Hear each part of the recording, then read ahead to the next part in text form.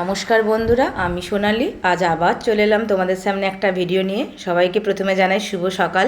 দেখো, তোমাদের দাদাভাই বাজার থেকে কিছু সবজি নিয়ে এসেছে। সেই সবজিগুলোকে আমি কিভাবে রাখি তারই একটা ভিডিও তোমাদের কাছে শেয়ার করছি। এই দেখো, প্রথমে আমি সবজিগুলোকে এই দেখো টেবিলের মধ্যে ঢেলে নিলাম।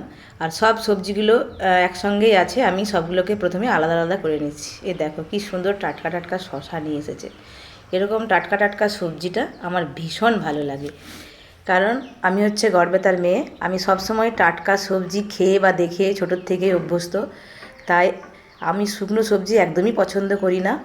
তো ও শুকনো সবজি নিয়ে এলে আমি খুব রাগারাগি করি। আজকের সবজিগুলো ভীষণ ভালো, তাজা, তাই জন্য দেখো আমার মুখে হাসি। আর আমি ওকে বলছি খুব ভালো সবজিগুলো নিয়ে এসেছো, দাঁড়াও একটা ভিডিও বানাই আর বন্ধুদেরকে শেয়ার করি এত সুন্দর সবজিগুলো কিভাবে রাখলে সেগুলো অনেক দিন পর্যন্ত এরকমই থাকবে।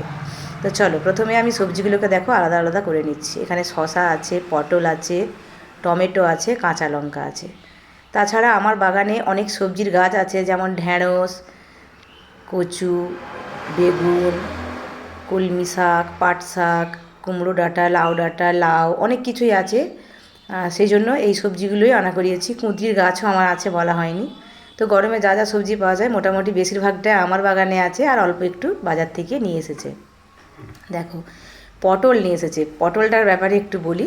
পটল তোমাদের দাদাভাই একদম পছন্দ করে না, কিন্তু যেহেতু আমি পটল খেতে ভালোবাসি, বিশেষ করে পটলের ভাজা আর পটলের দরমা, সেই জন্যই ও বাজারে গেলে পটলটা আমার জন্যই নিয়ে আসে। আজকে কি সুন্দর তাজা তাজা একদম পটলগুলো দেখো, ভালো, খুব ভালো। তো এরকম পটল দেখে আমি খুবই খুশি হয়ে গেছি। আজকে পটলটার ভাজা করেই ছাড়বো। তো চলো, প্রথমে সবজিগুলোকে আমি ভাগ করে দেখো কিভাবে রাখছি। প্যাকেটের মধ্যে, মানে এরকম চিকচিকির প্যাকেটের মধ্যে ভরে দিচ্ছি, তাহলে সবজিগুলো অনেক দিন পর্যন্ত ভালো থাকবে। আমাদের বাড়ি থেকে বাজার প্রায় 1.5 কিলোমিটার দূরে। তো সবসময় আমরা প্রতিদিন টাটকা সবজি পাই না, সেই জন্য 1-2 দিন বাজারে গিয়ে একটু সবজি নিয়ে এসে এভাবে আমাদেরকে রাখতে হয়। আর দেখো, কাঁচা লঙ্কাগুলোকে আমি বোটা ছাড়িয়ে রাখছি। কারণ কি, কাঁচা লঙ্কাগুলো যদি বোটা সহ রেখে দিই তাহলে খুব তাড়াতাড়ি শুকনো হয়ে যায় এবং নষ্ট হয়ে যায়। তোমরাও চাইলে এইভাবে কাঁচা লঙ্কাগুলোকে রাখতে পারো। দেখবে এমনি কাঁচা লঙ্কাটা যদি তোমার 1 সপ্তাহ থাকে, তো বোটা ছাড়িয়ে রাখলে ওটা 15 দিন পর্যন্ত এরকমই সবুজ টাটকা থাকবে।